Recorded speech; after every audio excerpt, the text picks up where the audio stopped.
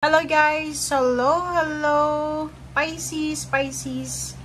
Alamin natin Pisces kung ano yung last 2 weeks of February 2025. And general reading, money, career, financial para sa lahat ng Pisces. Ano ba ang messages? Ano ba ang energy para sa yung lahat? I hope na makuha mo yung energy na to guys, okay? Kumuha tayo dito ng dalawang baraha para to sa lahat ng Pisces. From February 16 to guys. Okay, sorry. From February 16, wow, Pisces. First card mo dito is amplify your positive emotions. And second card mo is make a wish. Is number 1, new beginnings. Oh. Okay, doon sa mga Pisces na medyo nakakaramdam ng pagkapagod, pagkatamad, yung negative yung thoughts, yung emotion, yung alam mo, yung mabigat yung katawan mo, parang ganon. So, dito sinasabi na number 7 is a lucky 7.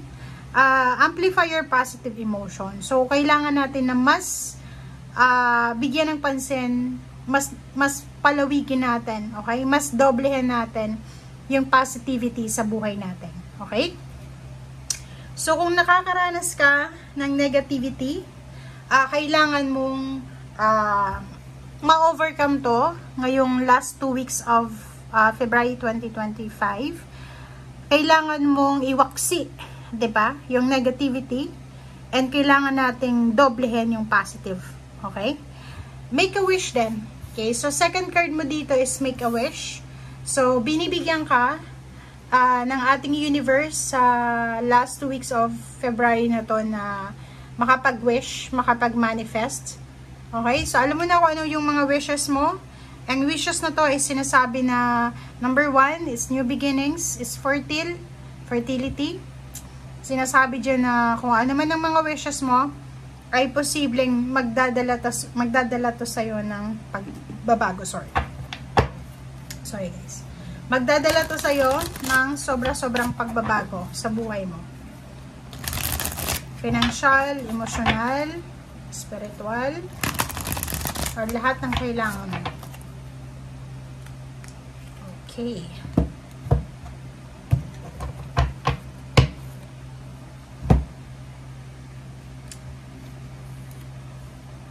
Okay. Death card and then 0 the Fool. Okay. So, yung death card na yan guys, huwag kayong matakot. Kasi hindi literal yan na about death. Death card is all about awakening. It's about illumination. It's about transformation. Endings. It's a positive endings. Kung makikita mo dito, it's endings and new beginnings. So, nakikita natin na may kailangan kang alisin, may kailangan kang ayusin, may kailangan kang iwaksi para makapagsimula ka na. So, negativity, 'di ba? So, parang sinasabi diyan sa'yo, Pisces, na as much as possible sa linggong ito, kailangan mong maging positive. As much as possible sa linggong ito, iwasan mo, alisin mo na yung mga negative sa buhay mo para makapagsimula ka na ng positibo. Okay? 0 the Fool is all about risky decision, risky new beginnings. Okay? Comment down below doon sa mga Pisces na marami kayong gustong gawin, gusto nyo mag-travel, gusto nyo subukan ang isang business, gusto nyo subukan ang isang relationship, or may mga gusto kayong subukan pero natatalo kayo ng emotion nyo, ng negative emotion. Comment down below kasi pwedeng resonated kayo dito sa energy na sinasabi dito. 'Di ba? Kasi etong death card na to, hindi mo na to kailangan eh. 'Di ba? Hindi mo na siya kailangan, kaya kailangan mo nang alisin. For example, declutter ng mga old bagay, emotion, things, material, emotional, or kano pa man. So, mga habits natin, bisyo, relationship na hindi na nagwo-work, parang ganun, kailangan mo nang tapusin para makapagsimula ka na. Okay? Kasi itong death card na to is parang ano siya eh, kailangan ng kalimutan, kailangan ng alisin parang ano siya, year of the snake, mag-shed ng skin, diba? Yung magbabago ng skin. So, kailangan na alisin yung skin na luma na or anything. Okay? Zero the Fool, wag kang matakot sa mga desisyon na gusto mong gawin. And if natatakot ka dahil sa mga negative thoughts na pumapasok sa isip mo, no, wag mong gagawin yun kasi sayang yung opportunities, sayang yung mga possibilities na pumapasok sa iyo. Number 5, 5 of This, 5 of Pentacles to, and Queen of Wands. Nakikita ko sa'yo dito na meron kang mga financial thoughts, like negative thoughts regarding money.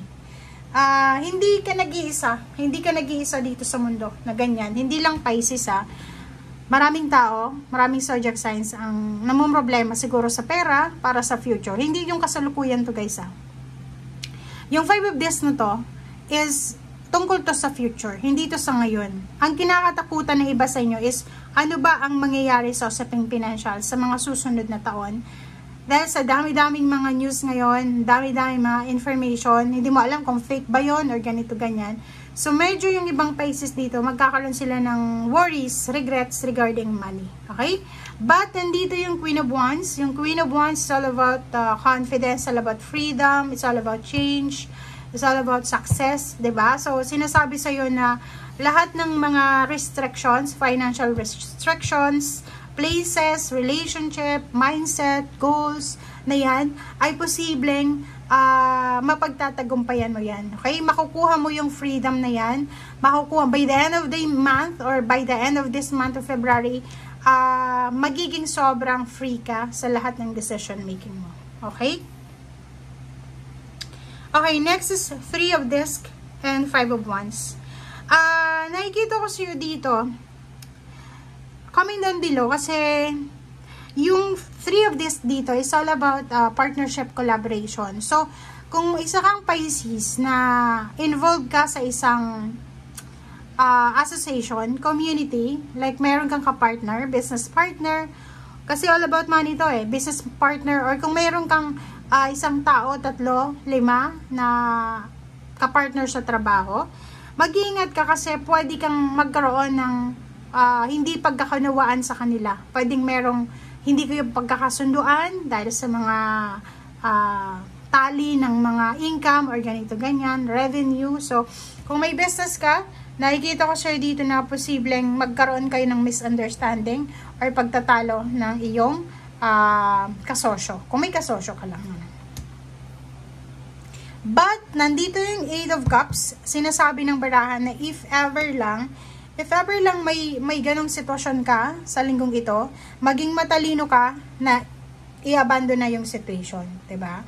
So instead na makipag-away ka, instead na i-provoke mo yung sarili mo, 'di ba? Ikaw lang naman yung nakakaintindi. So much better na i-let go mo na 'yan, i-abandon na mo yung talk na 'yan, negative talk na 'yan, mga discussion, misunderstanding na 'yan. Move on, 'di ba? So prioritize your peace. Yun nga, amplify positivity, amplify peace and harmony, amplify optimistic behavior. So, sinasabi niyan sa'yo ng baraha. Lahat ng decision mo sa linggong ito is kailangan mong mag-reflect, kailangan mong mag-isip, kailangan mong pag-isipan. Huwag kang magpadalos-dalos sa mga decision na yan.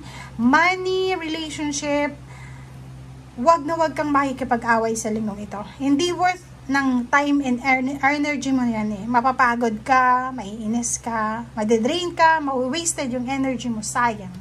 Okay. Okay, tingnan natin tong last deck mo. Ano ba yung message para sa lahat ng Pisces? And make sure na magkakaroon ka ng time para makapag-rest, makapagpahinga, or alam mo na, mabigyan ng sarili mo ng priority. Okay? Whoa, sorry. Diba? 3 of Swords and then 2 of Coins. So, sinasabi diyan sa'yo dito na yun, instead na mag-focus ka sa pain and heartaches regarding money, regarding mga taong yan na hindi naman, syempre, importante sila sa buhay mo kasi part sila ng business mo, part sila ng trabaho mo, pwedeng boss mo siya, or employee mo siya.